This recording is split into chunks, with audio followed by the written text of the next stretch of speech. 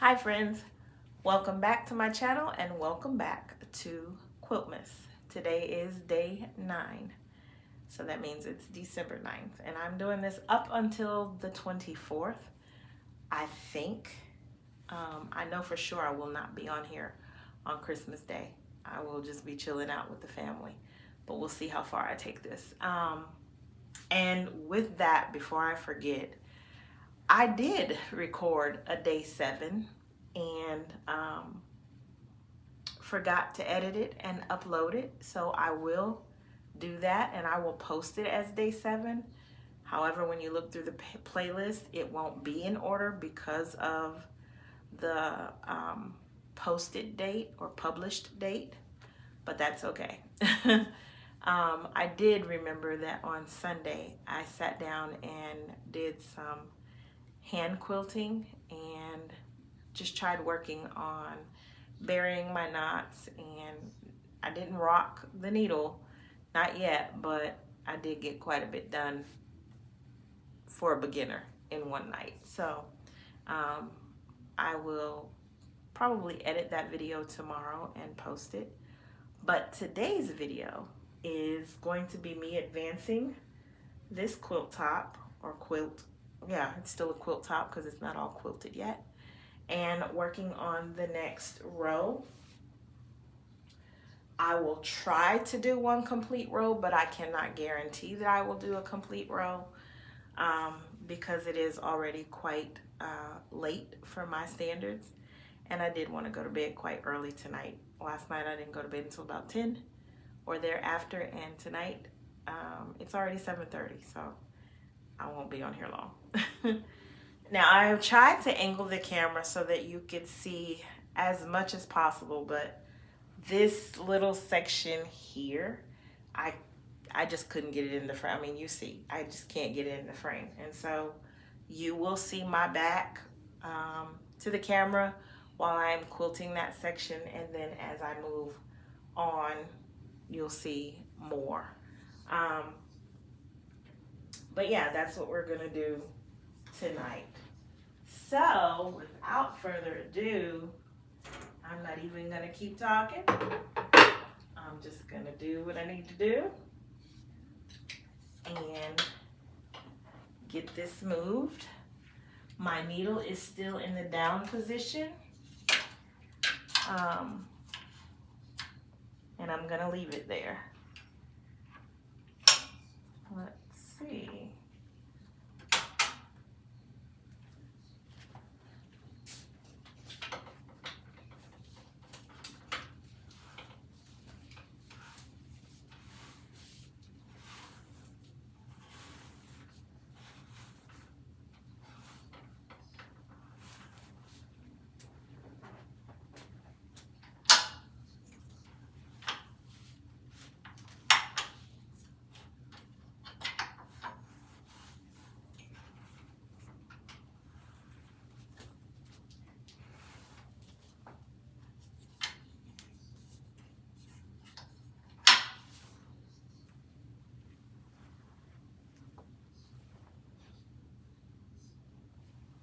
I don't think I'll go any further than that because I still have some stitching that I need to do up there, and I don't want my machine to hit the bar and make square circles. So I'm gonna end it right there and just try to remember to even this row out as much as I possibly can so that when I advance it the next time, I won't have to go so far up.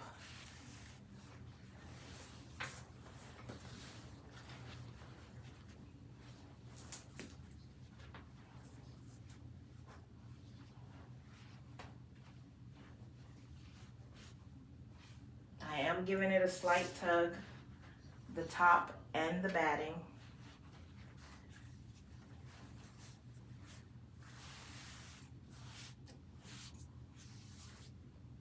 And I can already see that this has, that is so weird how things go.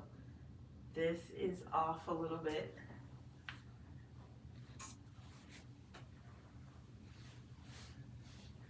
There we go.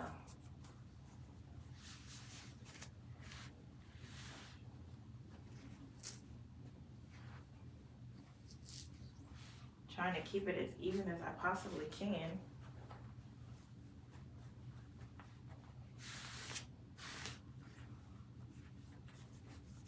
I don't know what this is called. I made my own. Some people buy theirs, but it's just like a, almost like a paracord or bungee cord. It's not a bungee cord, so a paracord. And then I put these little, I guess they're stoppers, just so that I could eyeball the straightness of my quilt top to make sure that things are staying on point. And I could see that things did shift a little bit. And I float my top and my batting. However you choose to do it is your own personal preference. I'm of the frame of mind, no, let me go back. When I first started quilting,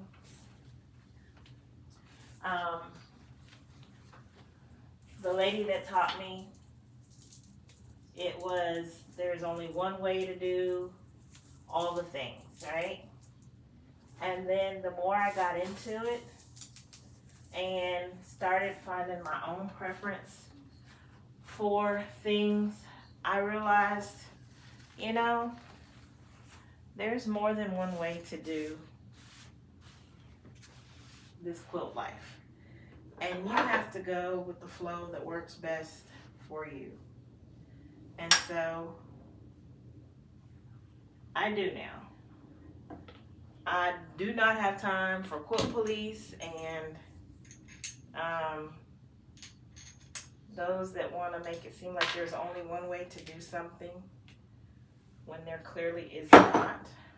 I was able to get them apart. Oh my gosh, they were stuck together. And I don't have time for anyone to come on my channel and say that there is only one way to do something. There's a multitude of ways to make a meatloaf, a hamburger, a salad. There's more than one way to make a quilt or quilt a quilt. So I will always tell you what I do for me and what works for me, but I will always tell you to play around with things. Follow several people and look at the different ways that they do things and test them out for yourself and find what works for you, because what works for me may not work for you, and what works for you may not work for me. And you have to be comfortable in that and secure in yourself enough to say, that doesn't work for me. It's good that it works for you, but it does not work for me. And I'm going to keep flowing in my way, and you keep flowing your way, and we'll be good. Okay? So, there's another thing I want to work on this evening. I'm probably not going to stitch a whole pass. I can see that now. But we will see. I want to work on listening to my machine, but also relaxing, breathing, and slowing down a little bit. I do notice that I can be an anxious person as it is. And when I'm working on the long arm, I find myself getting even more anxious because I don't want to make mistakes, and I don't want to cross, threads, and I don't want to make a mistake, and I, don't want to miss an area. I want to be able to fill it all in. So I have all these things going on in my head as I'm trying to focus on what I'm doing, and I tend to move a little faster than I should. So I'm going to be focusing and concentrating on breathing, looking at where I'm going before I get there, and just slowing down a little bit so that it's not rushed. We'll see how that goes. We will see how that goes. I am going to break my thread because I do need to baste my sides, and that means that I have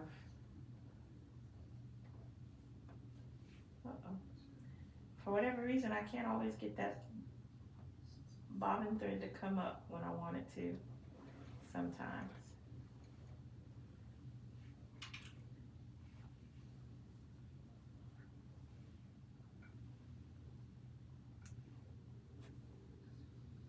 All right. So I do need to baste my sides. Alrighty.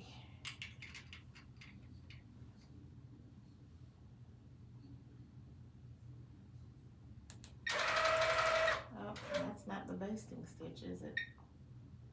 Not even.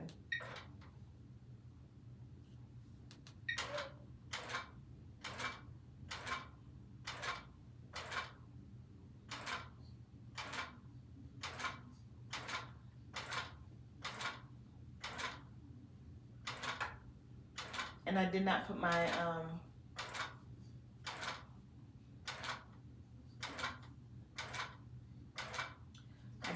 my channel locks on this time as I'm basting.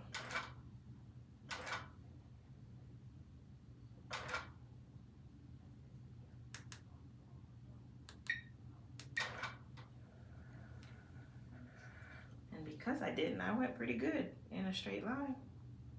Not too bad. Not too bad at all.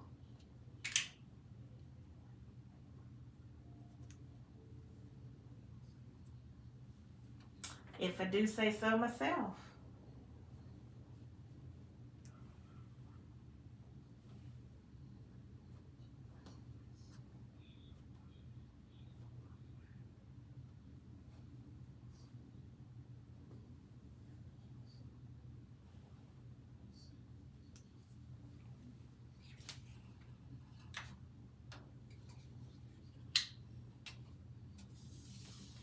And I have just decided that when I do it from this point, and I am allowing you all to see, no, it's not live and unscripted, but I am not going to edit these videos too much.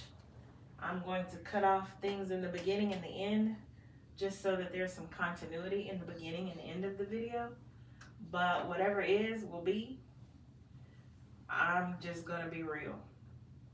Because while I want my videos to be good quality, and I want people to come back to, when you hit the wrong button. Well, I didn't bring my bobbin thread up, but I'm not going to worry about it because I'm just basting. Though I want my videos to be good quality and of interest,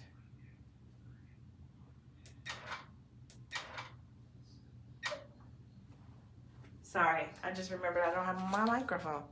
So you probably can't hear anything I'm saying. I apologize. So let me do that right quick. And while I do that, I do want my videos to be of a good quality, but I also want them to be realistic in that it is what it is. I am not a professional. I'm trying to get there. Oh, wrong one. Well, look at me. Doing extra things. That's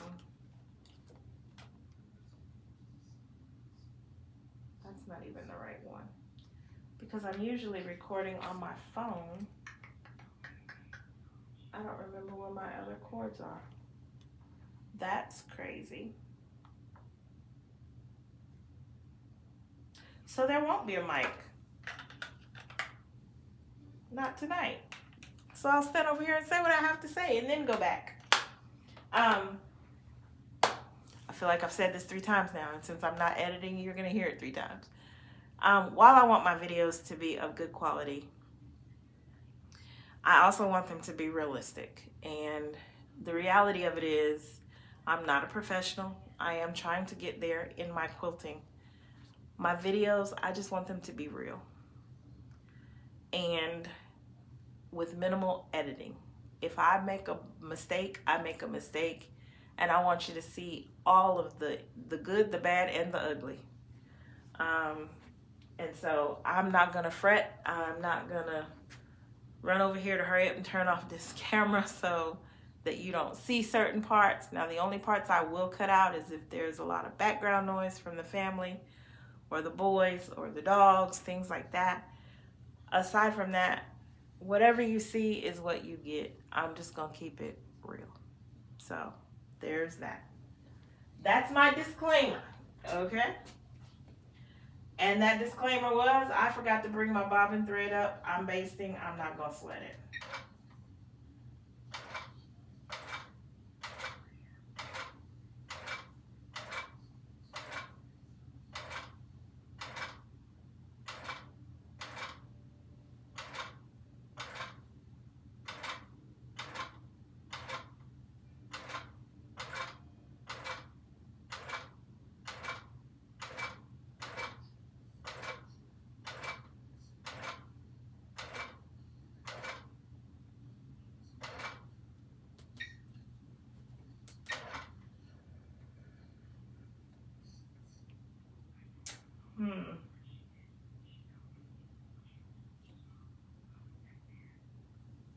On the second pass, I'm going to do something that I said I was going to try not to do.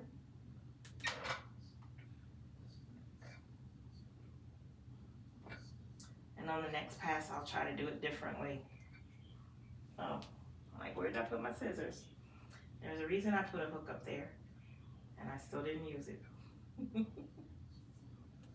All right.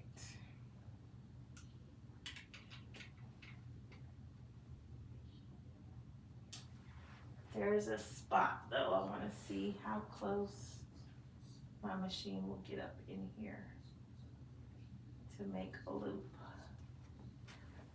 And it won't do very well, so.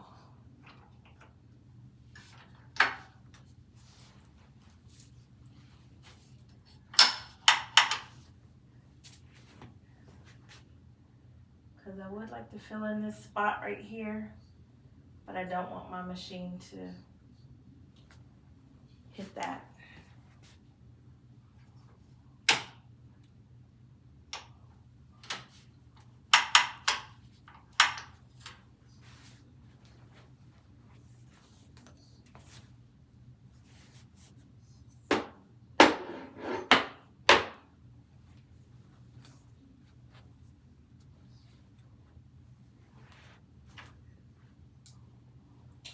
I got these magnets at Harbor Freight. You can get them at any hardware store. I just chose to get them at Harbor Freight because they were the least expensive and they still do the trick. But these suckers are strong, and when they fall and hit your foot, they hurt like the dickens. They really do.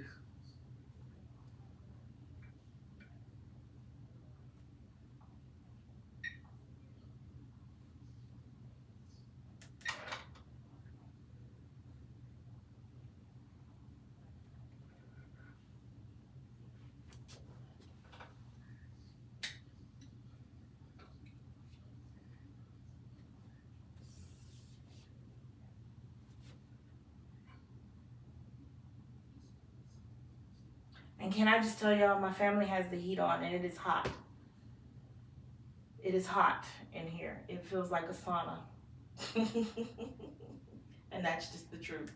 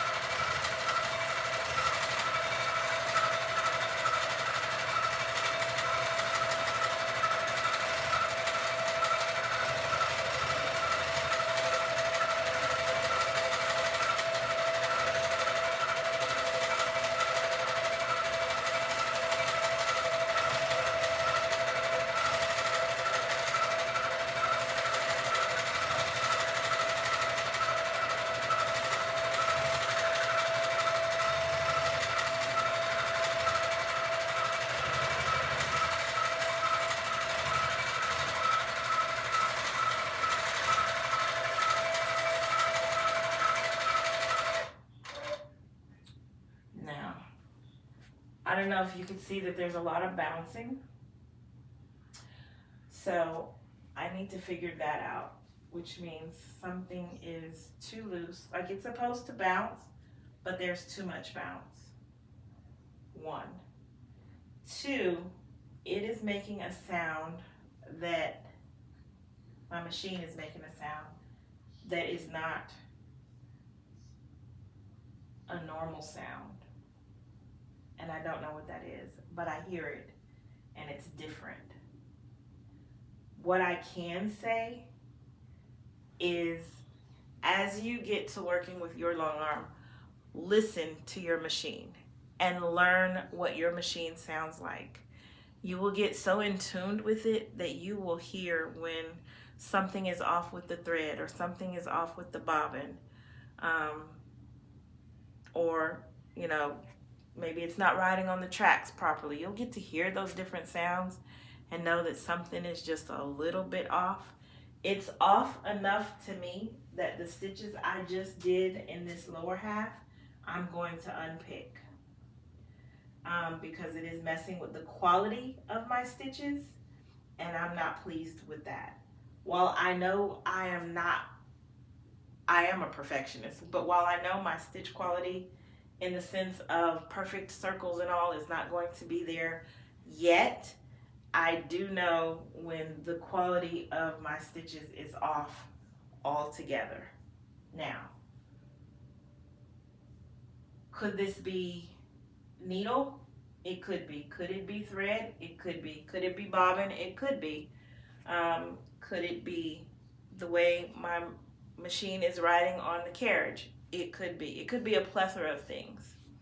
And so because of that, I'm going to stop and I'm going to end the video early. I'm not going to try to do more because I didn't need to go to bed early. I still got to go to work in the morning.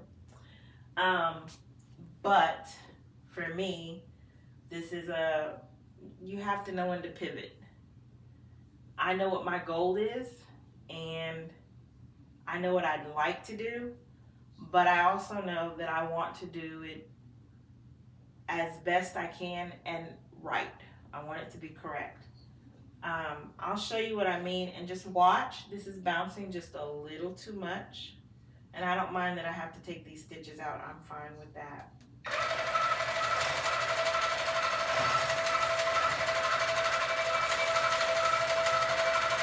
Do you see that? There's supposed to be some give, but it shouldn't be doing all of that. It really shouldn't. So I'm going to figure that out. I'm going to figure out what this sound is that I'm hearing. And so when I get home tomorrow, I'm going to come, instead of having dinner first, I'm going to come right in here and get started with that to figure out what's going on, what that sound is, where that noise is coming from, and see if I can pinpoint that. Rip out these stitches, which I thought ripping out the stitches would be hard, but it's a little time consuming, but it's not hard. I'll rip those stitches out. So that's from, let me just go on and cut my thread though.